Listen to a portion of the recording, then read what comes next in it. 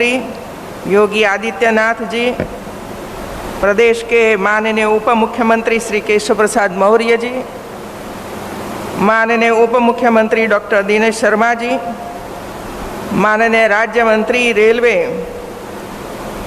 और टेक्सटाइल श्रीमती दर्शना जरदोश जी, प्रदेश के पर्यटन एवं संस्कृति राज्य मंत्री श्री नीलकंठ तिवारी जी, उपस्थित सभी साधु संतों, महानुभाव, देवियों और सज्जनों, अयोध्या की पावन धरा पर अंतर्राष्ट्रीय रामायण कॉन्क्लेव के शुभारंभ के अवसर पर हम सभी के बीच उपस्थित देश के माननीय राष्ट्रपति श्री रामनाथ कोविंद जी एवं देश की प्रथम महिला श्रीमती सविता कोविंद जी का मैं स्वागत और अभिनंदन करती हूँ।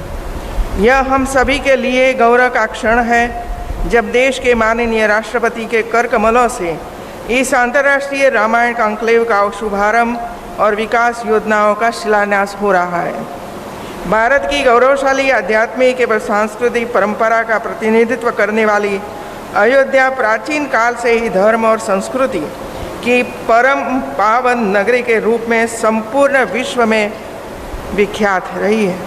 सनातन धर्म परंपरा में वैष्णव उपासना को सबसे बड़े प्रतीक और त्रिदेवों में विष्णु के अवतार भगवान राम की जन्मस्थली होने का सौभाग्य भी इस नगर को प्राप्त है।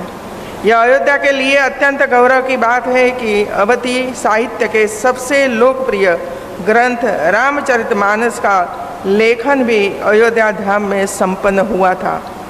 देश के सांस्कृतिक मानचित्र पर अयोध्या अकेला ऐसा शहर है जहाँ से धर्म और मर्यादा के विभिन्न पंथों और संप्रदायों को मानने वाले लोग मौजूद रहे हैं। इस धरती को जैन धर्म के 5 प्रमुख तीर्थंकरों ऋषभदेव, अजितनाथ, अभिनंदननाथ, सुमतिनाथ और अनंतनाथ की जन्मस्थली होने का गौरव प्राप्त है। सिखों के आदि गुरु नानक देव तथा अंतिम गुरु गोविंद सिंह ने विश्व कल्याण का संदेश यहीं से दिया था। भगवान गौतम बुद्ध ने भी यहाँ कई वर्ष वास किया, बौद्ध धर्म का प्रचार किया। इस्लाम और सूफी मान्यता के लिए भी यह नगर बहुत महत्वपूर्ण माना जाता है। इस प्रकार अयोध्या की व्यापक स्वीकारोक्ति और विविध रंगों वाली समन्वयकारी छवि बनती है और इस संबंध में पर्यटन की दृष्टि से अयोध्या का एक विशेष दर्जा भी है जो हर प्रकार के धर्म और मतावलंबियों का आना जाना यहाँ सुनिश्चित करता है। अयोध्या के महात्मा व प्रशस्ति वर्धन से इस नगरी के महत्व और लोकप्रियता का स्वयं ही अनुभव हो रहा है। अयोध्या धाम की इसी लोकप्रियता को पुनः स्थापित करने के लिए प्रदेश एवं केंद्र सरकार संकल्पित है। इसी कड़ी में यहाँ भव्यता के साथ दीपोत्सव मनाया गया। श्री राम मंदिर भूमि पूजन एवं कार्य आरंभ समारोह देश के माननीय प्रधानमंत्री श्री नरेंद्र मोदी जी के कर कमलों से 5 अगस्त 2020 को संपन्न हुआ। इसमें मुझे भी सहभाग करने का सुअवसर मिला था।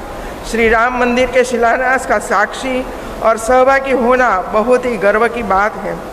भगवान श्री राम की महिमा और महत्ता से जुड़ा मंदिर वास्तव में राष्ट्र मंदिर है जो युगों तक मानवता को प्रेरणा देता रहेगा और उनका मार्गदर्शन करता रहेगा।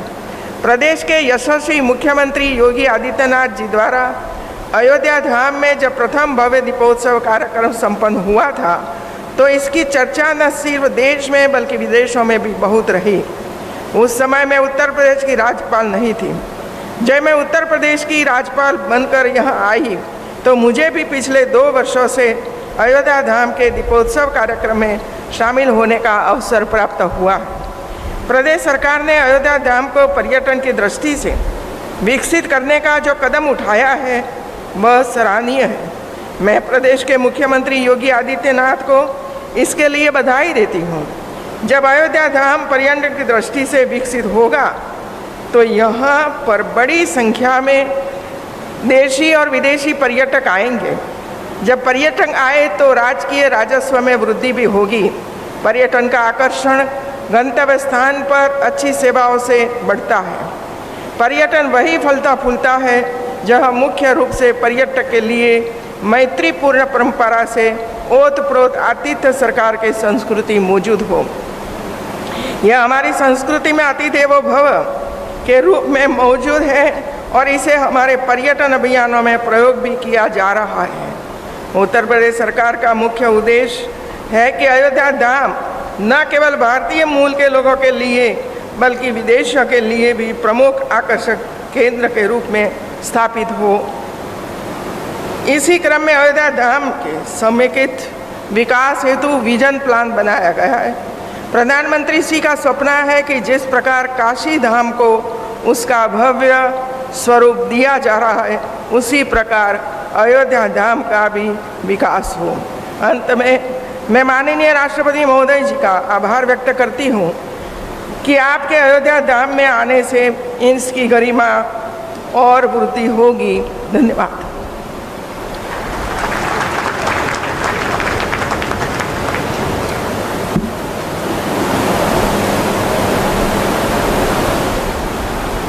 आपका हृदय से आभार। धन्यवाद माननीय।